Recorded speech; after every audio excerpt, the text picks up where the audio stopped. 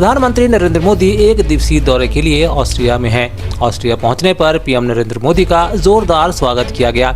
इस दौरान उन्हें गार्ड ऑफ ऑनर भी दिया गया। इसके बाद पीएम ने राष्ट्रपति अलेक्जेंडर वैन डेर बेलेन के साथ बैठक भी की। इस दौरान पीएम मोदी ने आतंकवाद की कड़ी निंदा की और आपसी सहयोग बढ़ाने पर जोर दिया है। संयुक्त वार्ता को संबोधित करते हुए पीएम ने कहा, भारत और ऑस्ट्रिया आतंकवाद की कठोर निंदा करते हैं। हम सहमत हैं कि इसे किसी भी रूप में स्वीकार नहीं किया जाएगा। आतंकवाद को किसी भी तरह से न्याय संगत नहीं ठहराया जा सकता। हम संयुक्त राष्ट्र संघ और अन्य अंतर्राष्ट्रीय संस्थाओं में बदलाव के लिए सहमत हैं ताकि उन्हें मजबूत बनाया जा सके। मैंने और चांसलर नेहमर ने विश्व में चल रहे विवादों, चाहे यूक्रेन में संघर्ष हो या पश्चिम एशिया की स्थिति हो, सभी पर विस्तार से बात की है। ये हॉल जहां हम खड़े हैं बहुत ही ऐतिहासिक है। 19वीं सदी में यहां ऐतिहासिक वियना कांग्रेस होस्ट की गई थी। उस कॉन्फ्रेंस ने यूरोप में शांति और स्थिरता को दिशा प्रदान की थी। मैंने और चांसलर नेहमर ने विश्व में चल रहे विवादों, चाहे यूक्रेन में संघर्ष हो या पश्चिम एशिया की स्थिति, सभी पर विस्तार में बात की है। मैंने पहले भी कहा है, यह युद्ध का समय नहीं है। समस्याओं का समाधान रणभूमि में नहीं हो सकता। कहीं भी हो, मासूम लोगों की जान की हानि स्वीकार्य नहीं है। भारत और ऑस्ट्रिया शांति और स्थिरता की जल्द से जल्द बहाली के लिए डायलॉग और डिप्लोमेसी पर बल देते हैं। इसके लिए हम दोनों मिलकर हर संभव सहयोग देने के लिए तैयार हैं।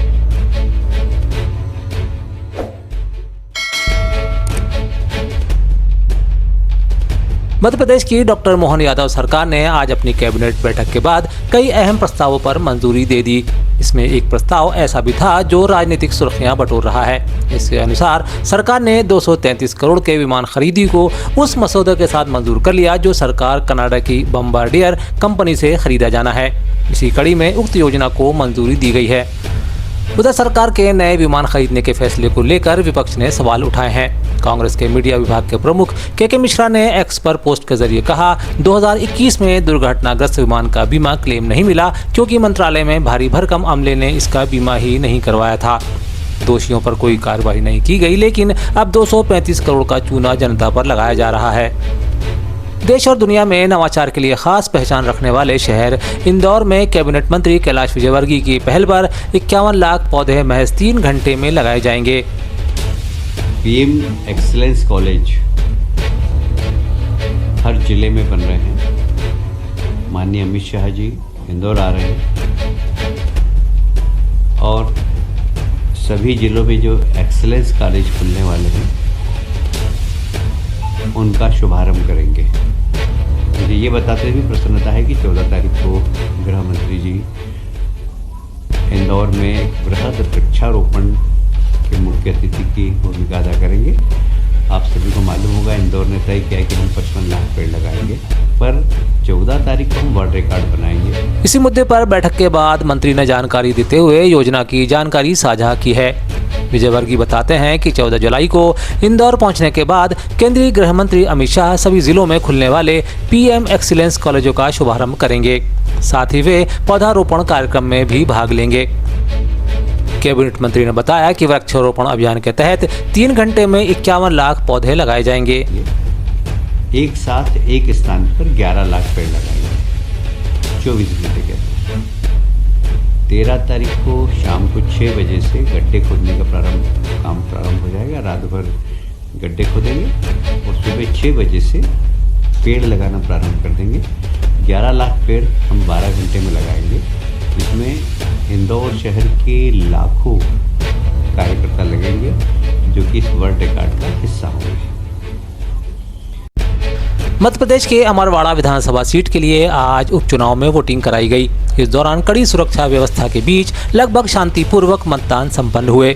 छिंदवाड़ा जिले की इस सीट पर मतदान को लेकर खासा उत्साह देखा गया। केंद्रों पर सुबह से ही वोटर्स की लंबी लाइन लगी थी। इस दौरान कई युवाओं ने पहली बार अपने वोट का प्रयोग किया और चुनाव में भाग लेने के लिए लोगों को संदेश भी दिया।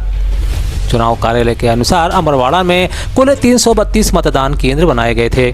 सुबह कांग्रेस प्रत्याशी धीरन शाह ने अंचल कुंड मतदान केंद्र पर वोट डाला, जबकि बीजेपी प्रत्याशी कमलेश प्रताप शाह ने हर्रई के बांसुरिया कला मतदान केंद्र पर वोट डाला।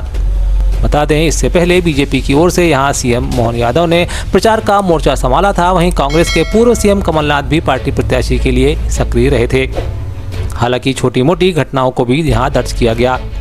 अमरवाड़ा हाई स्कूल मतदान केंद्र पर उस वक्त विवाद हुआ जब कुछ वोटर्स को सुरक्षा कर्मियों ने रोक दिया। उनके आधार कार्ड या अन्य पहचान पत्र मांगे गए, जिस पर बीजेपी कार्यकर्ता भड़क उठे और सुरक्षा कर्मियों से बहस करने लगे। बाद में गोंगा का प्रत्याशी देवरावेन भलावी भी यहां आए। मध्य प्रदेश सरकार में उच्च शिक्षा मंत्री इंदर सिंह परमार ने प्रदेश के कॉलेजों में आदर्श ड्रेस कोड लागू करने की बात कही है। हालांकि मंत्री ने इसे लागू करने से पहले इसे समाज के सभी वर्गों, विद्यार्थियों के साथ कॉलेज में सकारात्मक वातावरण बनाते हुए कॉलेज की पहचान और समानता बताया है। साथ ही उन्होंने इससे कॉलेज में बाहर के तत्वों के प्रवेश पर अंकुश लगा जाने की बात भी कही है। मध्य प्रदेश में अभी 55 जिला केंद्रों पर उत्कृष्ट महाविद्यालय स्थापित करने का निर्णय किया है।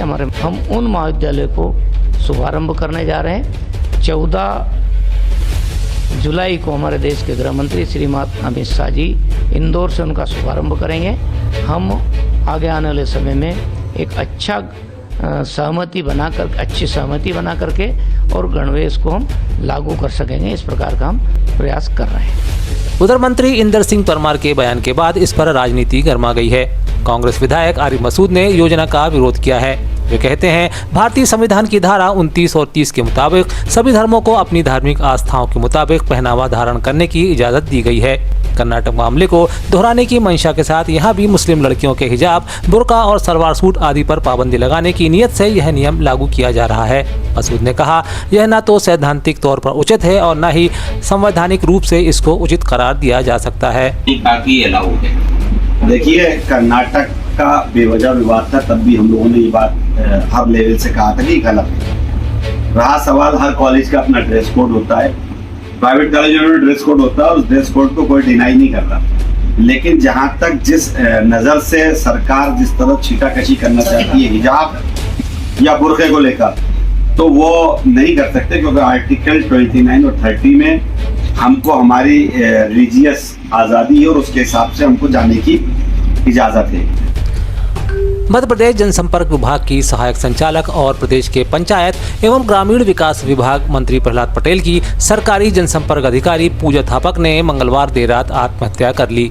30 वर्षीय पूजा थापक गोविंदपुरा थाना क्षेत्र के साकेत नगर में पति निखिल दुबे के साथ रह रही थी। पूजा थापक का विवाह 2 वर्ष पहले हुआ था। उनके पति निखिल दुबे मध्य प्रदेश सरकार के सूचना एवं प्रौद्योगिकी विभाग में सहायक संचालक स्तर पर अधिकारी हैं। मध्य प्रदेश के आगरमालवा जिले के एक सरकारी स्कूल से अनूठी तस्वीर सामने आई है। बताया जा रहा है कि उक्त स्कूल के प्राचार्य द्वारा स्कूल में पीने के पानी उपलब्ध नहीं होने पर सरपंच के खिलाफ एफआईआर दर्ज कराने की बात कही थी।